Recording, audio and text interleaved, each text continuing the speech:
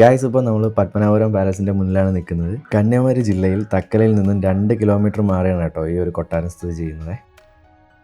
1592 മുതൽ 1609 വരെ തിരുവിതാംകൂർ ഭരിച്ചിരുന്ന ഇരവിപിള്ള ഇരവിവർമ്മ കുലശേഖര പെരുമാളാണ് 1601 പത്മനാഭപുരം പാലസ് നിർമ്മിക്കാൻ തുടക്കമിടുന്നത്.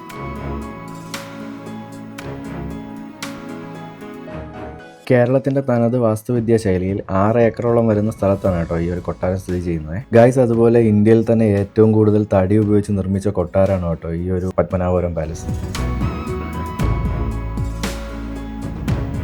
1741 കുളച്ചൽ യുദ്ധത്തിന് ശേഷമാണ് മാർത്താണ്ഡവർമ്മ മഹാരാജാവ് ഇന്ന് കാണുന്ന ഈ രീതിയിൽ ഈ കൊട്ടാരം പുതുക്കി പണിഞ്ഞത് കേട്ടോ. ഈ കൊട്ടാരത്തിൻ്റെ പഴയ പേര് കൽക്കുളം കൊട്ടാരം എന്നായിരുന്നു കേട്ടോ. ഗായ്സ്, അപ്പോൾ നമ്മൾ പത്മനാഭപുരം പാലസിൻ്റെ അകത്ത് നിൽക്കുകയാണ്. വീഡിയോ ഡിജിറ്റൽ ക്യാമറ ആയാലും ഗോപ്രോ ആയാലും നമുക്ക് ഇതിനകത്ത് ഉപയോഗിക്കണമെന്നുണ്ടെങ്കിൽ 250 രൂപയുടെ ഫീസ് എടുക്കണം, ടിക്കറ്റ് എടുക്കണം. 250 രൂപ ഫീസ് അടച്ചാലേ നമുക്ക് വീഡിയോ എടുക്കാനായിട്ട് പറ്റൂ. പിന്നെ അതുപോലെ ഒരാൾക്ക് ഇതിനകത്ത് എൻട്രി ഫീസ് എന്ന് പറയുന്നത് 50 രൂപയാണ്. അപ്പോൾ ഈ 50 നമുക്ക് ടോട്ടൽ അപ്പം 350 രൂപയാണ് ആയത്. ഈ 350 രൂപയുടെ ടിക്കറ്റ് എടുത്താലേ നമുക്ക് ഇതിനകത്ത് വീഡിയോഗ്രാഫി അലൗഡ് ആയിട്ടുള്ളൂ. പ്രൊഫഷണൽ ക്യാമറ ആണെന്നുണ്ടെങ്കിൽ എമൗണ്ട് കൂടുക, 2100 രൂപ മറ്റോ കൊണ്ടാണ്. അപ്പോൾ ഞാൻ ആ ടിക്കറ്റ് ബോർഡ് ഇപ്പോൾ കാണിച്ചു തരാം. ഗായ്സ്, ഇപ്പോൾ നിങ്ങൾ കണ്ടുകൊണ്ടിരിക്കുന്നതാണ് കേട്ടോ ഈ ഒരു കൊട്ടാരത്തിലേക്കുള്ള മെയിൻ എൻട്രൻസ്. നമ്മൾ സ്റ്റെപ്പ് കയറി ചെല്ലുന്നത് നീളം കരിങ്കൽ തൂണുകളിൽ താങ്ങി നിർത്തിയിരിക്കുന്ന ഒരു പൂമുഖത്തേക്കാണ് കേട്ടോ. വ്യത്യസ്തങ്ങളായ 90 പൂക്കൾ കൊത്തിവെച്ചിരിക്കുന്ന മേൽത്തട്ടാണ് കേട്ടോ ഇവിടുത്തെ പ്രധാന ആകർഷണം. ചൈനയിൽ നിന്ന് വന്ന സഞ്ചാരികൾ രാജാവിന് സമ്മാനിച്ച കരിങ്കല്ലിൽ തീർത്ത കട്ടിലും ചീന കസേരയും നമുക്കിവിടെ കാണാൻ സാധിക്കുന്നതാണ് കേട്ടോ. ശ്രീ പത്മനാഭസ്വാമി ക്ഷേത്രത്തിലെ ഓണവില്ലുകളും ഇവിടെ കാണാൻ സാധിക്കും.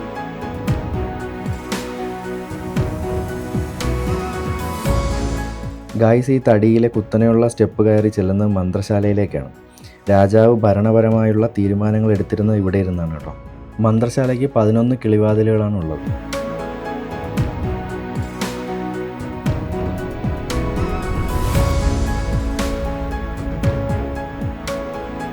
ഗായ്സ്, ഇവിടെ നിന്ന് പടികളിറങ്ങി നമ്മൾ നേരെ ചെല്ലുന്നത് വിശാലമായ ഊട്ടുപുര മാളികയിലേക്കാണ്.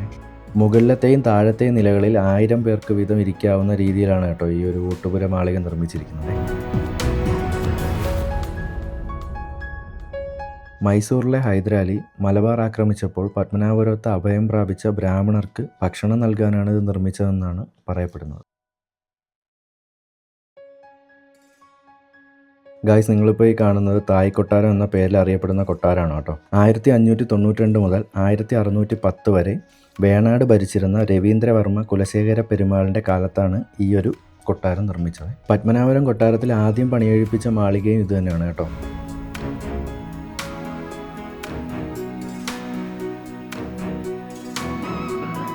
ഗായ്സ്, നിങ്ങളിപ്പോൾ ഈ കാണുന്നത് വരിക്കപ്ലാവിൻ്റെ ഒറ്റത്തടിയിൽ തീർത്ത കന്നിമൂല തൂണാണ് കേട്ടോ. വാസ്തുശാസ്ത്ര പ്രകാരം തെക്ക് പടിഞ്ഞാറ് ദിശയിലുള്ള ആദ്യത്തെ തൂണാണ്.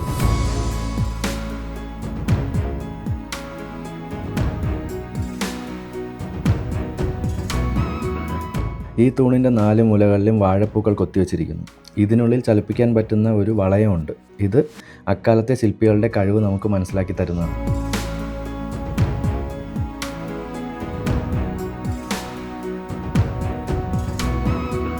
ഗായ്സ്, അതുപോലെ പരമ്പരാഗത രീതിയിൽ മുട്ടയുടെ വെള്ളയും നീല അമരിയും ചിരട്ടക്കരിയും ഉപയോഗിച്ച് നിർമ്മിച്ച മിനുസമുള്ള തറയാണ് കേട്ടോ ഈ ഒരു തായ് കൊട്ടാരത്തിനുള്ളത്.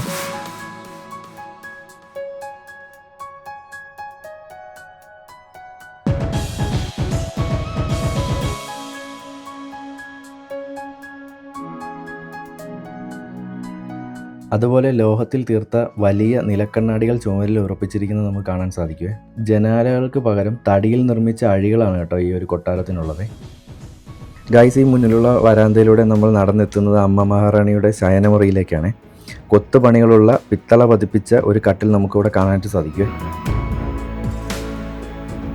ഗായ്സ്, ഇപ്പോൾ നമ്മൾ എത്തുന്നത് മഹാരാജാവിൻ്റെ പള്ളിയറയിലേക്കാണ്. തടിയിൽ തീർത്ത സപ്രമഞ്ച കട്ടിലാണ് ഇവിടുത്തെ പ്രധാന ആകർഷണം. മഹാരാജാവ് ശയിച്ചിരുന്നത് 64 ഔഷധ വൃക്ഷങ്ങളുടെ തടി ഉപയോഗിച്ച് നിർമ്മിച്ച ഔഷധ കട്ടിലാണ് കേട്ടോ.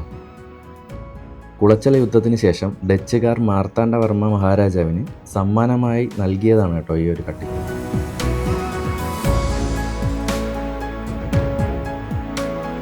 ഗായ്സ്, അതുപോലെ തായ് കൊട്ടാരത്തിൻ്റെ മുകളിൽ നിന്നുള്ള ദൃശ്യമാണ് കേട്ടോ നമ്മളിപ്പോൾ ഈ കാണുന്നത്.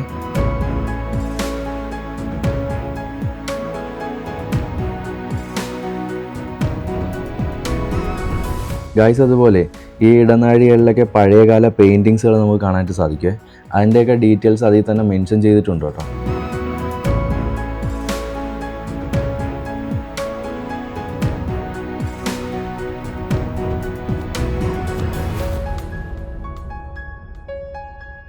ഗായ്സ് ഈ വഴിയിലൂടെ മുന്നോട്ട് നടന്നു ചെല്ലുമ്പോൾ നമുക്ക് ഇന്ദിരാവിലാസം കൊട്ടാരം കാണാനായിട്ട് സാധിക്കുമേ.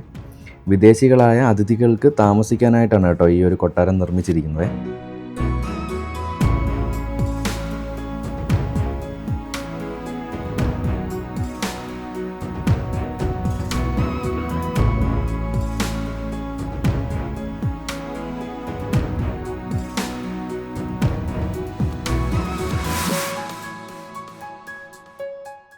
ഗായ്സ് ഇപ്പോൾ നമ്മൾ നിൽക്കുന്നത് പത്മനാഭപുരം പാലസിലെ നവരാത്രി മണ്ഡപത്തിന് മുന്നിലാണ് കേട്ടോ. കൽത്തൂണുകളാലും കരിങ്കല്ലിൽ തീർത്ത വിഗ്രഹങ്ങളാലും നവരാത്രി മണ്ഡപം വളരെ മനോഹരമാണ്. രാജഭരണകാലത്ത് നർത്തകിമാർ നടനമാടിയിരുന്ന സ്ഥലമാണിത്. അത് മണിച്ചിത്രത്താഴ് പോലുള്ള മൂവികളിൽ നിന്ന് നമുക്ക് പരിചിതമാണ്.